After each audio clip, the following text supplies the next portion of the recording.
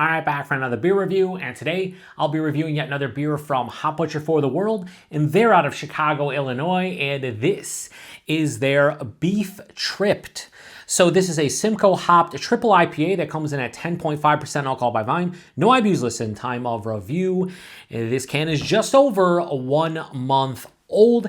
So recently here in the Buffalo, New York area, we got a drop of Hop Butcher goodies.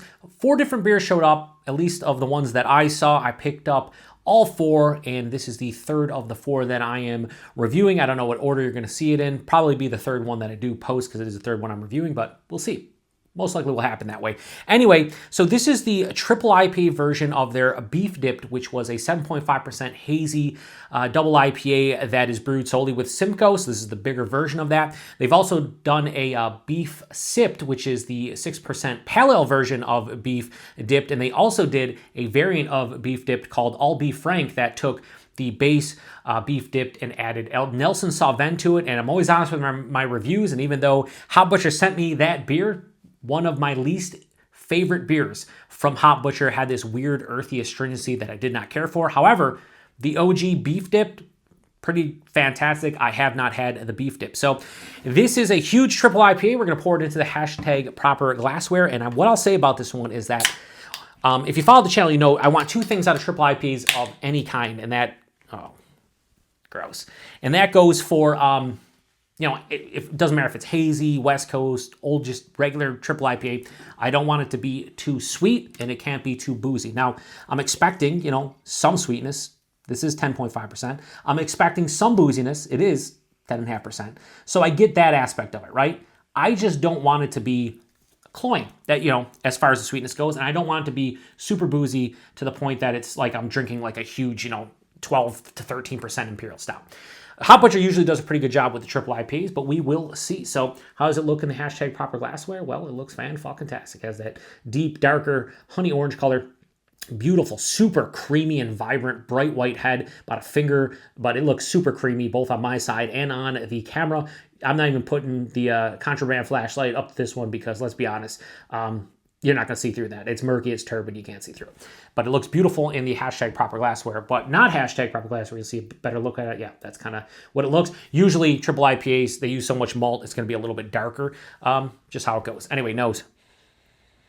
Also, I didn't look at the tasting notes. We'll see what they say. With Simcoe, over the years, I pretty much get some kind of stone fruit, usually peach, usually like a sweeter peach, but then it has like this, a lot of people say cat piss, you know, ammonia, whatever you want to call it, but I just call it like a generic, like, dank herbaceousness, sometimes earthy, but I get what people are saying with like the cat pee and the, you know, the ammonia and whatnot. I don't always get that, once in a while. But anyway, with hazies, it doesn't seem to hit as hard as you know, old school American beers, high IPAs like West Coast and American.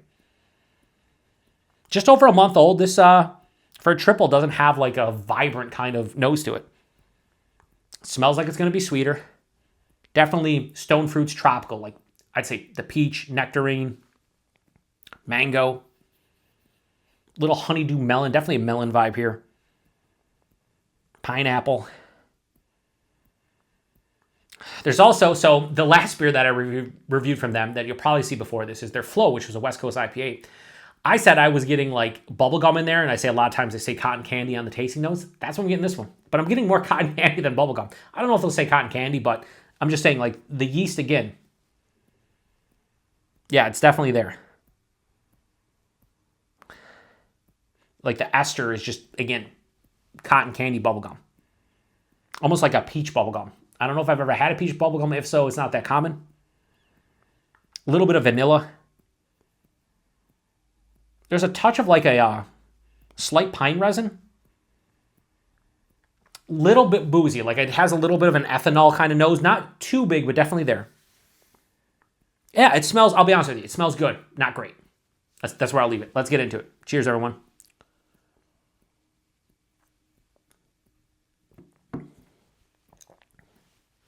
Body's crazy.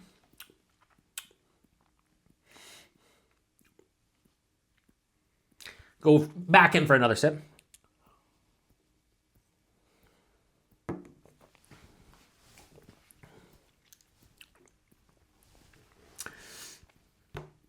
lot of you come for the honest reviews on my channel. try not to let you down. I try not to let, if a brewery sent me a beer or a viewer of the channel, or maybe I love the brewery or whatever, you're going to think, oh, he's going to love everything. Hop Butcher's been sending me beers for over 5 years. I've always been honest. There's been some stinkers for me personally. I'll be frank that I noticed. There's been some that I picked up that I haven't liked that much. I'm prefacing that by saying that this is very, to my palate anyway, a little bit better than it, I'll be frank, but there is that weird astringent finish. I don't know if it's the Simcoe, don't know if it's the base of whatever the beef dipped is, and now it's translating to the Triple IPA. Don't get me wrong, this is not a bad beer. I just want to state that it's not a bad beer. It's just it's 10.5%. It's a huge Triple IPA, and it's just not wowing me on the first couple sips. Body mouthfeel. This is full body, or approaching like medium full, 10.5%. I think most people would be okay with this body.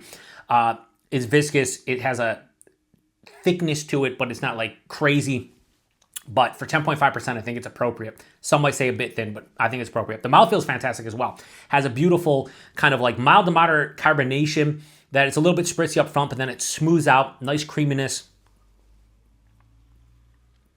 Body mouthfeel are fucking fantastic, right? The taste. It's where it loses me, and again, the nose wasn't that vibrant either. It just has a generic sweetness from front to back.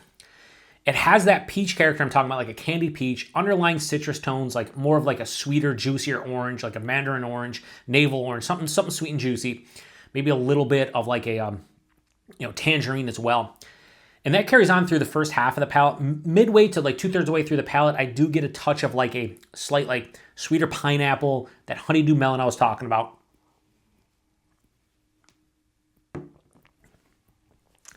And finishes with a earthy kind of piney feeling. Here's the issue I have is why I'm saying I don't love it. I put it this way. I think this is good, but not great. And it's disappointing when I compare it to beef dipped. That was 7.5%, and I think I gave that like a 4.25, maybe a 4.3. This is a little bit worse. I should say worse. It sounds bad, but this doesn't touch that in rating. And it's a bigger ABV beer. And it's not from the reasons that I expected, which would be super sweet and super alcoholic. No, it's really not. It's just there's this finish that it has a little bit of like a pine resin kind of dank quality, but there's this slight astringent quality that I can't pinpoint. And the same thing happened in that I'll Be Frank. It's just an earthy astringency that just kind of doesn't work for me. It doesn't ruin the beer. Not at all. I'm going to drink the rest of this. 10.5%. It's my beer for the day. Like, I'm going to feel good when I'm done drinking this. It's just not great. It's the best way I can put it.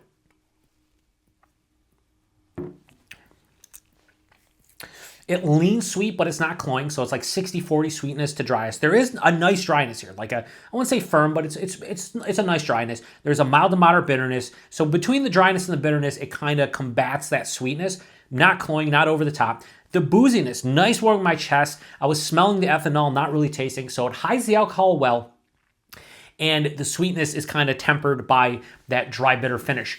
However, it's not super complex for 10.5%, and that slightly astringent finish is kind of putting me off a little bit. So if I gave that beef dipped a 4.25 and a 4.3, and I gave that all beef frank, I think like a 3.6 or like a 3.65 or something, this is kind of in between those two. So it looks like I'm talking negatively about this beer, but I always give you guys my honest reaction. And while I do enjoy this to some degree, that finish kind of stops it. Because without that finish, this is as good as that beef dipped as a whole, between the body, the mouthfeel, and the tasting notes and the balance and everything and the lack of alcohol. Flavor-wise, the beef dipped was better. But as a whole, this beer is better except for the finish. So where does that land me? Well, it lands me at this rating. So I'm going to give Beef Tripped from Hop Butcher a low 4 out of 5. We'll go 3.9 out of 5. It's the best I can do for this. Again, a lot of people would just associate a triple IPA version of a beer to be better because it's bigger ABV. You're going to get more impactful flavors, better body and mouthfeel. It's just going to be more in your wheelhouse. And a lot of times that happens. Sometimes it doesn't. This is one of those times. So a 3.9 out of 5 isn't a bad score, but compared to what I gave Beef Dipped, definitely not as good. But it's better than that All Beef Frank, which was kind of had an astringent bitterness similar to this, just not as egregious. So yeah, 3.9 out of 5, best I can give it. Oh yeah, let's do tasting notes. Let me guess the 3 tasting notes. Will they say citrus? They're going to say something stone fruit, maybe peach specifically. Either pleasant dank or some kind of pine, and then we'll just throw citrus into the mix. I don't know if they're going to say citrus-wise if it's in there. I don't know. Fuck. I don't know. I'm just guessing. Fresh citrus. They actually said that about the last one I reviewed, Flow. I wouldn't say fresh citrus, but I did say citrus something, so I'll give myself credit. We'll give it like a half point for that. Sweet tropical. I was thinking like candied stone fruit, sweet stone fruit, something like that, sweet tropical. I'll give it to them, but I didn't say that at all. Pleasant pine. I said I was going to say pleasant dank or pine. I said pleasant pine. Give myself a 1.5 out of 5. Let's do that. 1.5 out of 5.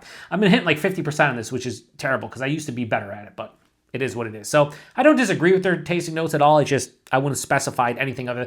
Pleasant pine makes the most sense. The other two, fresh citrus, whatever. Doesn't give a shit. Does not. Nobody gives a shit. Price point. I paid $6.50 for that can here in Buffalo, New York.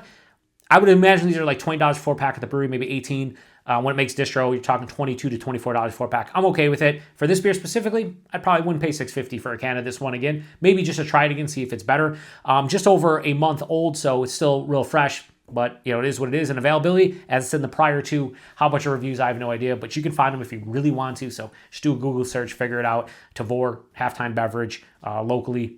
You should be able to find their stuff. If you really want them, you can look hard enough and find it. So anyway, so far, my least favorite of the 3 that I've reviewed, that Purple Moss top tier, the Flow right below that, and then this one substantially, I hate saying substantially worse because that makes it seem like it's a bad beer. It's not. It's just not as good as the other 2 I reviewed. The last one I have is their Glassed Octopus, which I'm looking forward to, so we'll see how it is. So if you've had this one before, please post in the comment section. Did you have the same opinion I do that I do? Do you think that I'm completely wrong and you disagree? I'm here for all opinions. I know a lot of you, especially in the Chicago area, have followed my channel because of Hot Butcher reviews, so I'd be curious to see what you think. But between this, all beef franked and beef dipped, no questions asked, is beef dipped all day, every day. I would love to try the beef sipped at some point just to see how they do with the pale ale version, but this is right in between the other 2 I had. It's fine. I'll drink the rest of it, but probably won't revisit it unless I can find like a fresher can, even though this is not old or anything. It's just, if I ever see this and it's like 2 or 3 weeks old and I want to re-review it, I will. Otherwise, probably not going to seek it out. So appreciate everybody stopping by for another beer review here on the Beer Patrol. To the next one. Cheers.